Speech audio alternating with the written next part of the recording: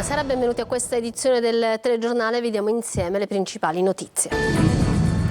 Trapani in 50.000 al corteo di Libera per le vittime di mafia. Don Ciotti, l'80% dei familiari attende giustizia.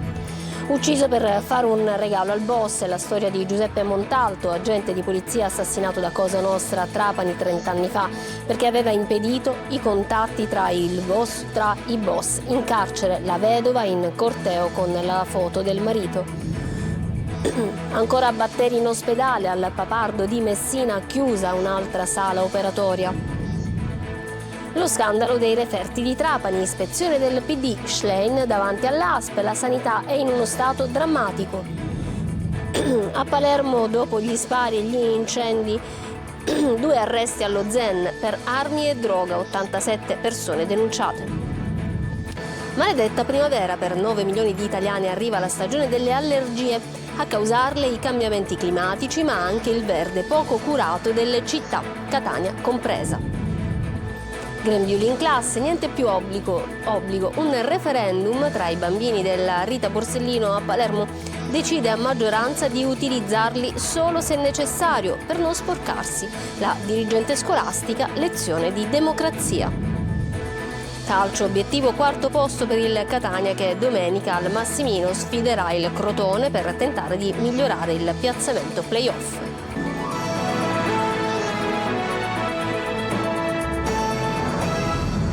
Bentrovati, un 21 marzo di rinascita per la città di Trapani e per l'intero territorio. Le strade della città si sono riempite di giovani, un segnale forte che richiama l'urgenza di un cambiamento. Il vento della legalità è tornato a scuotere le coscienze di tutti, grazie a Libera. Laura Spanò. È stata una grande bandiera della pace ad aprire la marcia per celebrare il 21 marzo a Trapani. In 50.000 hanno sfilato per le vie del centro storico per raggiungere poi piazza Vittorio Emanuele. Alla giornata promossa dall'Associazione Libera, di cui Don Luigi Ciotti è una delle anime, hanno preso parte oltre 500 familiari di vittime innocenti provenienti dall'Italia e dall'estero, moltissimi giovani.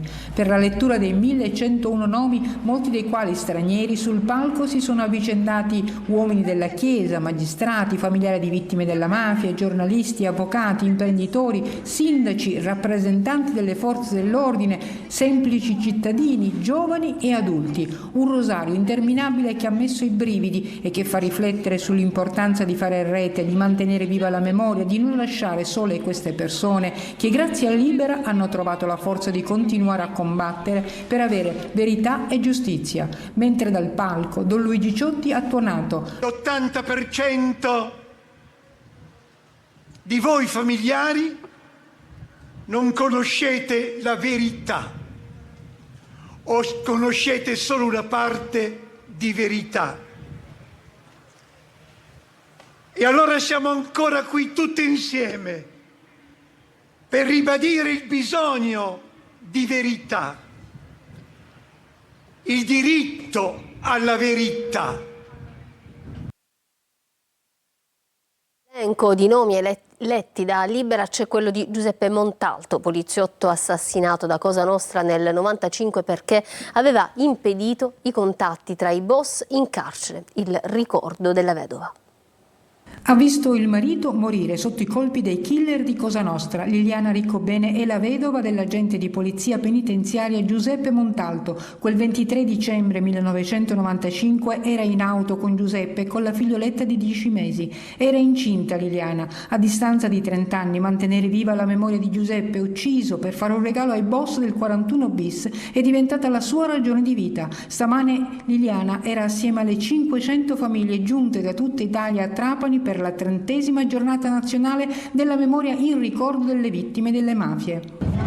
Quest'anno cade anche il 30° dell'uccisione di mio marito, quindi c'è un'emozione. Come vedete mi sono portata Giuseppe a camminare di nuovo tra le vie della sua città che lui amava tanto, Trapani. Infatti siamo venuti qui perché lui amava questa città del vento, del mare.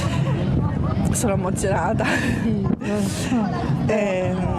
Però tu sei una donna forte e hai portato avanti la memoria Sì, io ci tengo, finché le mie gambe mi portano io verrò sempre. Il 21 marzo, oggi giorno della primavera di rinascita, speriamo che qui nel trapanese si comprenda che la mafia c'è, che è subdola comunque, anche se non ci sono più le uccisioni, le stragi, comunque è presente. Noi qui oggi vogliamo dimostrare che si può combattere tutti insieme. A Messina, nuova chiusura di una sala operatoria dell'ospedale Papardo, stavolta del reparto di chirurgia. Verificata la presenza di batteri con valori considerati inaccettabili. Il punto da Francesco Triolo. Non c'è pace per il complesso operatorio dell'ospedale Papardo di Messina. Un'altra sala operatoria è stata chiusa per la presenza di batteri con valori ritenuti inaccettabili. Si tratta della sala numero 8 a chirurgia ed in questo caso il blocco dell'operatività non è stato disposto dalla magistratura ma direttamente dal direttore sanitario dell'ospedale Paolo Cardia.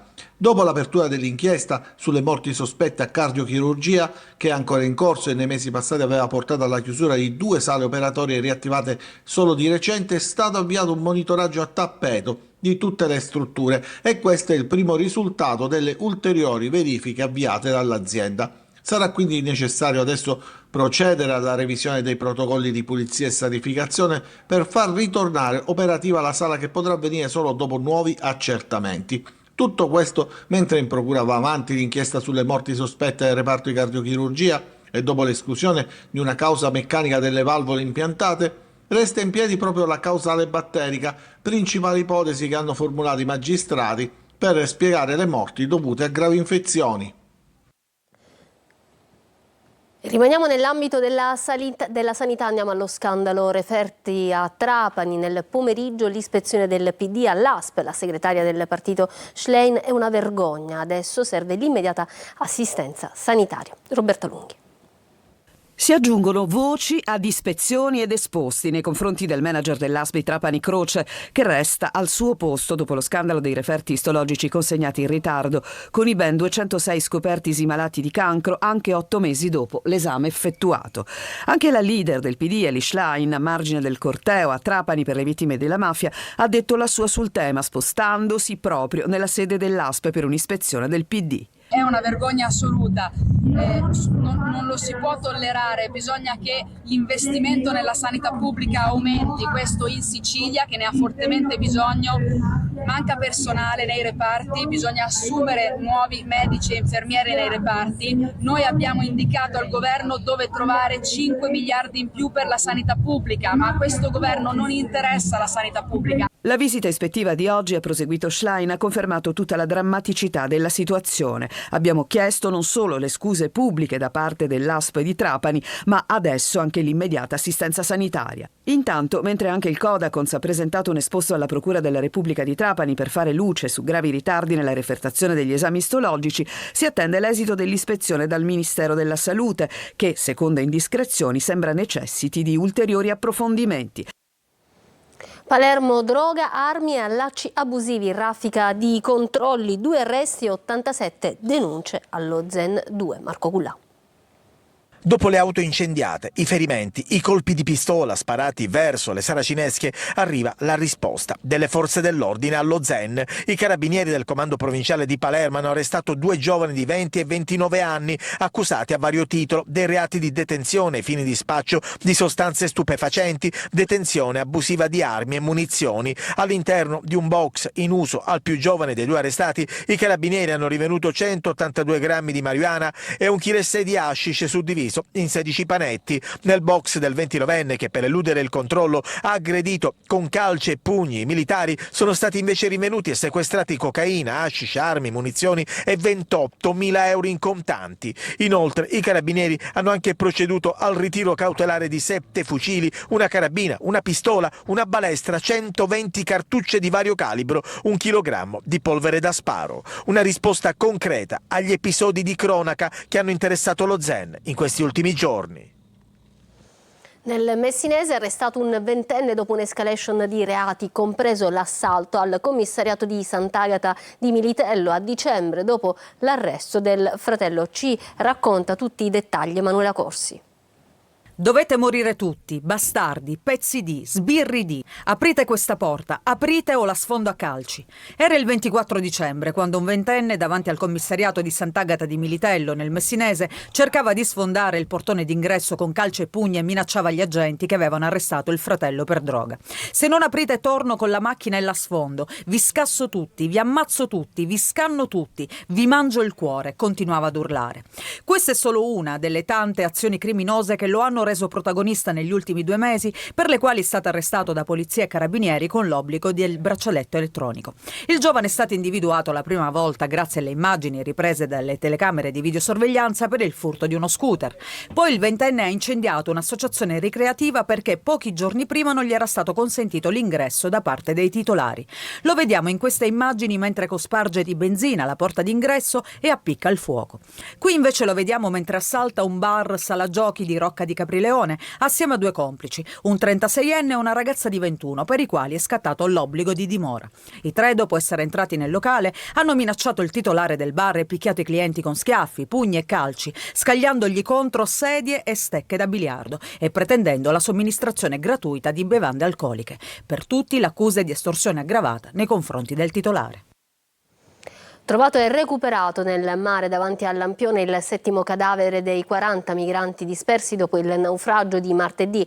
Un superstite racconta di aver lanciato l'allarme in acque italiane. Per l'Organizzazione Internazionale per le Migrazioni è un dramma crescente. Dall'inizio dell'anno sono già 208 i morti in mare. Roberta Lunghi. Emerge dal mare un altro corpo, proprio nello specchio antistante l'isoletta di Lampione, dove già 6 dei 40 dispersi dell'ultimo naufragio erano stati ritrovati. È il migrante numero 7, che non avrà nome e del cui ritrovamento ieri sera alle 21:45 è quasi impossibile rintracciare informazioni. Sembra dimenticato il naufragio di quel gommone partito da Sfax in Tunisia e sgonfiatosi martedì a 18 chilometri dalla terra, 9 miglia, così come raccontato da un giovanissimo superstite del Camerun che ai volontari di Mediterranean Hope, poi agli investigatori della mobile di Agrigento, ha ripetuto più volte questo numero 18 come indicato dal suo cellulare, segno di essere in difficoltà in acque territoriali italiane da dove è partito l'allarme. In 56 su quel gommone, poi il perdersi di corpi caduti forse per le condizioni avverse del mare, il natante che si sgonfia a un passo dal sogno, solo in 10 trovati e soccorsi dalla Guardia Costiera a seguito delle ricerche con motovedette, mezzi aerei militari, anche di Frontex, che incessantemente hanno proseguito fino al ritrovamento di ieri sera. Il corpo è stato portato su molo Favarolo in un doloroso rituale e trasportato all'obitorio sull'isola di Lampedusa. È diventato un numero, eppure dietro questa ennesima morte si cela lo strazio di qualcuno per cui questa perdita è devastante. Una tragedia crescente, prevedibile, inaccettabile per l'Organizzazione Internazionale per le Migrazioni, che descrive gli ultimi dati del suo report sui migranti morti sulle rotte di tutto il mondo. Quasi 9.000 solo l'anno scorso, una cifra record mai registrata, che fa del 2024 l'anno più mortale. Da gennaio a oggi, solo nel Mediterraneo centrale, sono 208 le vittime già registrate. E con l'arrivo della primavera arrivano anche le allergie di stagione, ne soffre il 40% della popolazione. Principale imputato non la predisposizione genetica ma il cambiamento climatico. Ecco i consigli dell'esperta, li sentiamo con Desiree Ferlito. Per qualcuno è solo un fastidio lieve, per altri un vero e proprio ostacolo alla qualità della vita. Parliamo di allergie, un tema che soprattutto con l'avvento della primavera, iniziato ufficialmente oggi, coinvolge una buona fetta della popolazione. Parliamo del 40% della popolazione italiana. È un numero elevatissimo. È 1 su 4, 1 su 5 e questi numeri tra l'altro stanno aumentando in maniera vertiginosamente negli ultimi anni. E ovviamente le società scientifiche hanno cercato di darsi anche una risposta. Il cambiamento climatico, che ha allungato il periodo di fioritura e aumentato la concentrazione di pollini nell'aria, tra le cause principali, tanto che negli ultimi anni sono moltissimi i nuovi allergici. Addirittura la predisposizione genetica pare che sia un fattore che prima si pensava fosse il fattore scatenante predominante, ora è diventato invece il meno imputato. C'è chi si ritrova a dover evitare le uscite all'aria aperta proprio nei mesi in cui il clima è più piacevole e chi è costretto a ricorrere a farmaci antistaminici per alleviare i sintomi. Coinvolti in modo significativo anche bambini, 1 su 5 è affetto da asma. Poi l'asma diventa una malattia non solo invalidante, ma è una malattia che per il suo trattamento soprattutto in acuto, quindi utilizzando corticosteroidi per via sistemica, insomma in fiale o per bocca, porta poi delle altre patologie più importanti. Ma limitare i danni, secondo gli esperti, è possibile. Alcuni accorgimenti possono migliorare il tenore di vita degli allergici.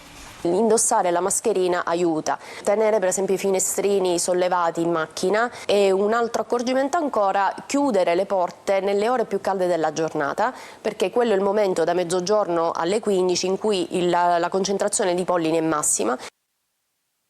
E allo sviluppo delle allergie contribuisce anche la vegetazione spontanea delle nostre città. Verde incolto e indesiderato. Catania somiglia tanto a un enorme cespuglio. Tonino De Mana. Se le dico maledetta primavera, lei cosa pensa? Alla canzone o alle allergie? Ad entrambe perché comunque sono un soggetto allergico. 9 milioni di italiani alle prese con l'allergia e il verde incolto delle nostre città acuisce il problema. In centro o in periferia cambia poco, così Catania somiglia tanto ad un enorme cespuglio dove anche i marciapiedi sono off limits. Guardate lo stato d'abbandono di Viale Tirreno, siamo a Trappeto Nord, con il passaggio pedonale praticamente ostruito dalla vegetazione. Un pericolo in più per i pedoni, costretti ad utilizzare la sede stradale per proseguire il cammino. Verde indesiderato alle fermate dell'autobus e anche in piazza Aldomoro, dove si mimetizza pure un cestino. Forse anche per questo non trabocca di rifiuti. Secondo lei quanto influisce il fatto che le città non siano curate? Abbastanza, perché anche se le avessimo, d'accordo, le allergie ci sono maturate col tempo, assolutamente sì, però ovviamente adesso sono anche in crescita. Questo penso abbastanza, ci sono delle ricerche che lo dimostrano, però purtroppo. E che dire di Piazza Ortigia, sempre a Trappeto Nord, con erbacce, rovi e anche fiori che ricoprono ogni cosa. Da queste parti il rischio incendi, in vista della stagione estiva, è sempre più elevato. È una zona abbandonata dove noi da 2 anni con questi documenti abbiamo chiesto all'amministrazione centrale di intervenire. Si parla tanto di prevenzione stradale ed invece sul Viale di Reno è pericolosissimo soprattutto per i pedoni. Perché? Perché non vengono scerbate ad 1 metro dalla careggiata le erbe che incolte crescono e non ci danno la possibilità di camminare in sicurezza. Allergie parietaria vanno a braccetto, cresce ovunque, sui muri, sui marciapiedi, per terra e in ogni angolo, per buona pace di chi convive con naso che cola, occhi che lacrimano e nei casi più gravi, con crisi asmatiche. Un nuovo strumento per valorizzare il patrimonio culturale di Agrigento e incentivare il turismo di durata. È l'Agrigento Culture Pass, un biglietto unico che permetterà ai visitatori di accedere a 5 luoghi simbolo della città. Davide Sardo. Un solo ticket per scoprire la storia e l'arte di Agrigento. Con 28 euro e una validità di 72 ore, i turisti potranno visitare la Valle dei Templi, il Museo Archeologico Griffo, la Cattedrale di San Gerlando, il Museo Diocesano e la Chiesa di Santa Maria de' Greci. Un'iniziativa nata dalla collaborazione tra il Parco Archeologico, l'Arcidiocesi di Agrigento e Coop Culture, con l'obiettivo di rendere più accessibile e attrattivo il circuito culturale cittadino. Mettiamo in relazione 2 parti di una città meritevole di essere visitate, meritevole di essere offerte ad un pubblico non solo della valle, ma un pubblico che possa apprezzare e ammirare le bellezze di Agrigento nella sua totalità. Gli spostamenti tra la valle e il colle di San Gerlando saranno garantiti dai minibus elettrici già in servizio. In questo progetto del biglietto combinato che mette insieme i siti del Parco Archeologico in Agrigento e i siti del percorso Artefede e Mudia sul colle di Agrigento permetterà al visitatore di avere una visione completa di quella che è l'offerta turistico-culturale della città di Agrigento. Un'azione strategica dunque per rendere Agrigento sempre più una destinazione turistica di qualità, capace di coniugare archeologia, arte e fede in un'unica esperienza di viaggio. A Palermo il grembiule scolastico divide i piccoli studenti e così si va al referendum. Vince il no all'obbligo di indossarlo sempre in classe. Alla Rita Borsellino, la dirigente scolastica, una lezione di democrazia, come ci racconta Marco Gullà. Da oggi gli alunni della Rita Borsellino di Palermo saranno liberi di non indossare più il grembiule. Nel tanto discusso referendum grembiule sì, grembiule no, ha vinto infatti il fronte del grembiule solo al bisogno. 289 voti contro i 107 per il grembiule sempre. E così, in una votazione durata per 2 giorni, 530 bambini per la prima volta si sono approcciati alla loro prima votazione. Ha vinto il grembiule al bisogno con larga maggioranza, ma soprattutto ha vinto la democrazia, l'esercizio della democrazia, ha vinto la scuola come esperienza, come compiti di realtà, come possibilità di ascolto profondo dei bambini. Il percorso referendario iniziato a novembre ha trasformato la questione del grembiule in un'opportunità di apprendimento trasversale. Gli studenti hanno formato comitati, creato slogan e organizzato dibattiti. I primi giorni di febbraio, quando c'è stato un forte caldo, allora a quanto pare i bambini hanno detto agli insegnanti che avrebbero voluto togliere il grembiule mentre erano fuori in cortile durante la ricreazione e i docenti hanno detto no, c'è una regola. Allora stavano proprio lavorando al testo argomentativo, il maestro è stato così abile da dire ma se volete argomentate delle motivazioni e proponete alla preside se si può togliere il grembiule. E quindi addio grembiule, ha vinto la democrazia. Ci fermiamo adesso per una pausa, tra poco lo sport e il calcio.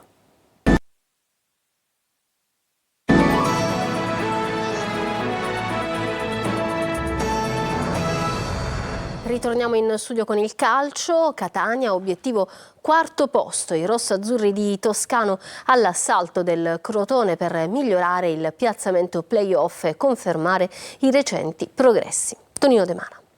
Dopo la vittoria nel derby contro il Messina, il Catania va all'assalto del Crotone per allungare la miniserie positiva e cercare di migliorare la posizione di classifica in vista dei play-off, tenendo presente che un'eventuale ed auspicata vittoria contro i calabresi avvicinerebbe gli etnei al 4° posto, a quel punto distante solo una lunghezza. Vincere aiuta a vincere, lo sa bene mister Toscano, che alla luce delle ultime convincenti prestazioni potrebbe confermare l'11 schierato contro il Messina con Lunetta nella posizione di trequartista. Insomma, squadra che vince non si tocca per tradizione e per necessità, visto che bisogna fare conti con le prolungate assenze di Inglese e Guglielmotti. Ultimi allenamenti di rifinitura che forniranno ulteriori indicazioni al tecnico, che confida anche sul calore del Massimino, un alleato da ritrovare in vista del rush finale. E l'apporto dei tifosi sarà importante per domare il Crotone, reduce dalla vittoria sulla capolista Cerignola, che di fatto ha riaperto il discorso promozione a vantaggio dell'Avellino. Mezzogiorno domenicale di fuoco al Massimino per una sfida dal sapore play-off, da giocare a viso aperto e con una degna cornice di pubblico. Bene, per questa sera è tutto. Io vi lascio alla programmazione di Antenna Sicilia. Vi ringrazio per essere stati con noi. Buon proseguimento di serata. Arrivederci.